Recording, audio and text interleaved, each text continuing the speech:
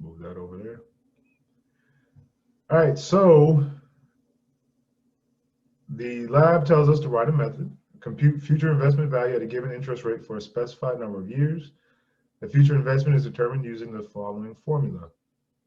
And again, I gave you a lot of the code that you would use for this lab. So hopefully that helped you in this and for the assignment as well. I uploaded the video where I talked about the assignment, so hopefully that helped you as well.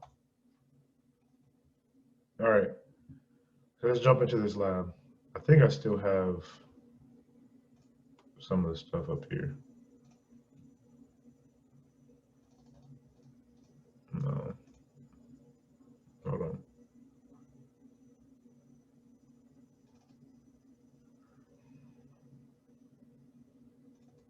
Okay, this is it. Oh, doesn't matter because I'll start from scratch. What's my error? All right. So the first thing we need to do is create our method header, which is public static double future investment value, and then all of our formal parameters. All right. So let's create that method. Public static double future investment value double investment amount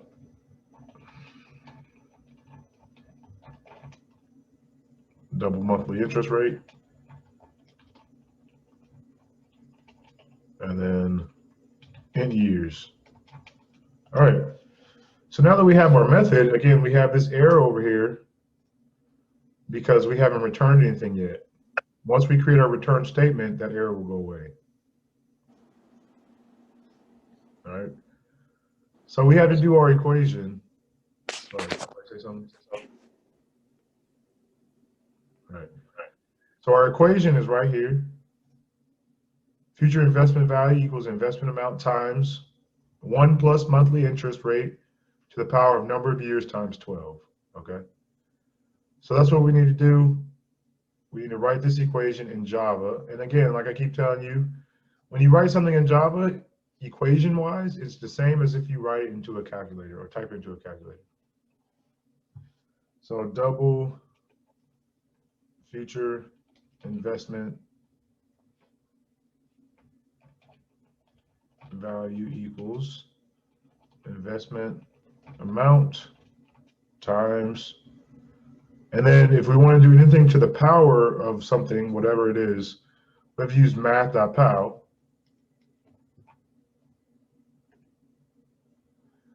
And then I believe it was 1 minus monthly interest rate to the power of years times 12. I believe that's what it was. Yep, years times 12. All right, once we have our equation, then we just return our future investment value. Return future investment value. All right, so what is this method doing? First, we have public, static double. We have static because we want to call it from the main. If anything you want to access from the main, it must be static. Double, because whatever the value we're returning will be a double, which is future investment value. The name of our method, and then we have our formal parameters right here, which for this method, we want to take in the investment amount, the initial investment amount, the monthly interest rate, and at what point, how many years into the future do we want to calculate this future investment value? And we do it this way, instead of having our loop, which we'll do in a second, inside of this method, we do it this way to make this method reusable. Right? This method will work for whatever investment amount, monthly interest rate, or year we put into this method. We can put investment amount of $1 billion, monthly interest rate of 10%, and then the number of years we could say 1 million years into the future, and I'm sure that would be a significant amount in the future. All right, so that's why we do this method this way, to make it reusable. Now we can use this method anywhere in our program, regardless of what the circumstances are. We can read in the investment amount, we can write it, we can read it in from a file, it doesn't matter. We can use this method regardless. All right, so the next part of the lab said to write a test program that prompts the user to enter the investment amount and the interest rate and prints the future value for the years from 1 to 30 as shown below. So again, like I told you on Friday, whenever you see it says write a test program, that means you want to type this code into the main, okay? You want to type the code into the main to test your method. All right, so the first thing we want to do is prompt the user to enter the amount invested. So of course, if we want to prompt the user, we have to do our system.out. System.out.println, actually print, because I went on the same line, the amount invested.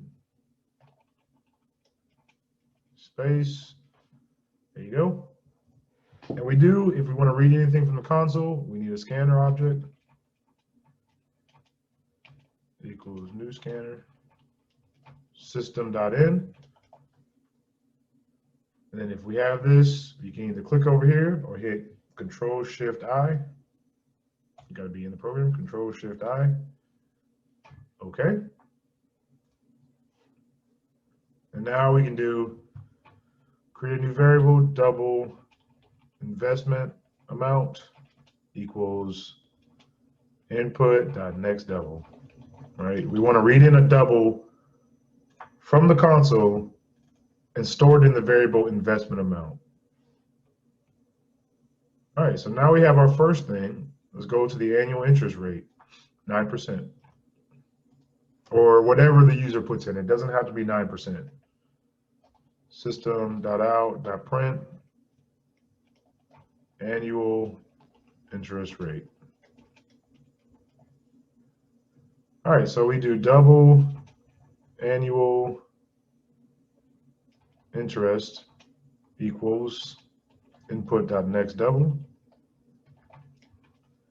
However, we see down here, and when we read this in, it's going to read in the interest as a percentage. But if we want to use it in an equation, we have to divide this by 100 to make it a proportion, right? 0.09 of 1.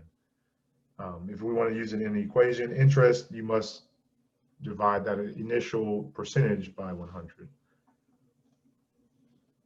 And if you look down here, this takes in the monthly interest rate. So let's create a new variable, double monthly interest rate equals essentially the annual interest divided by 12, right? Whatever it is for the whole year, divided by 12, and that gets you the monthly interest rate. All right, so now write a test program that prints the future value for the years from 1 to 30. So if I look at this, that means I should use a for loop because I know the beginning and I know the end. All right.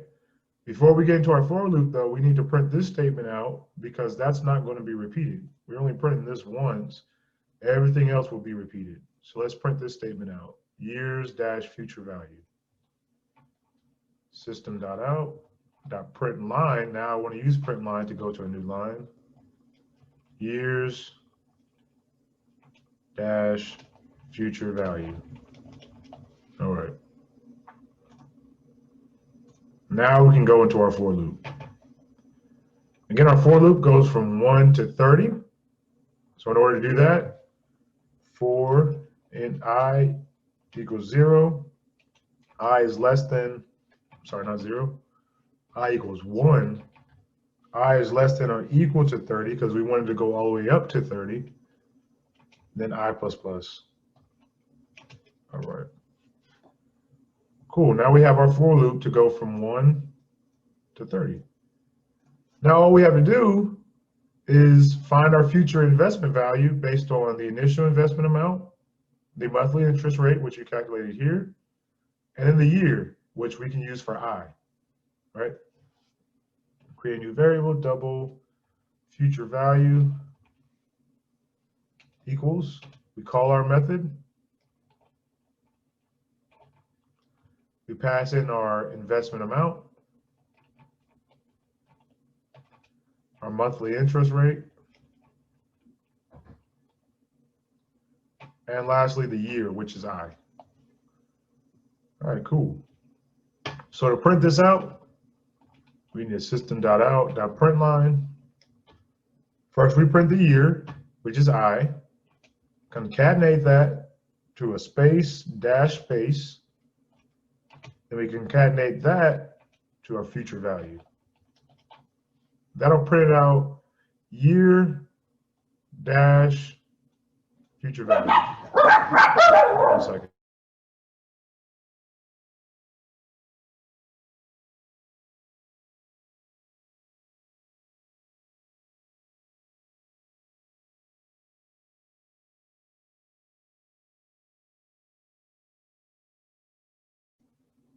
All right, I apologize for that. All right, so now when I run this, it should create my scanner object, print out the amount invested, then wait for me to type in whatever initial amount invested into the console. Then I'm reading that in. Then I print out the annual interest rate, and it's going to wait for me to enter in an annual interest rate, and then my program will divide that by 100 to get it into a proportion, 0.09, or whatever I put in. Then I convert that annual interest rate into a monthly interest rate by dividing it by 12, because there's 12 months in the year. Then I print out year dash future value just to make my output look good. Start my for loop from 1 to 30. Create a new variable, and then call my method with that initial investment amount, the monthly interest rate that we calculated up here, and then I, which represents my years, 1 to 30. Then lastly, I print that out in this statement here. So if I run this,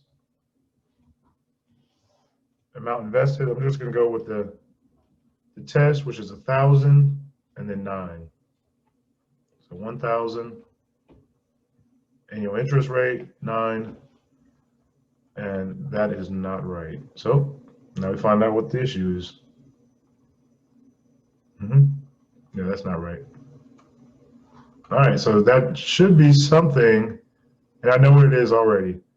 In my equation, I have investment amount times this equation over here. It's actually plus. Let's do this again.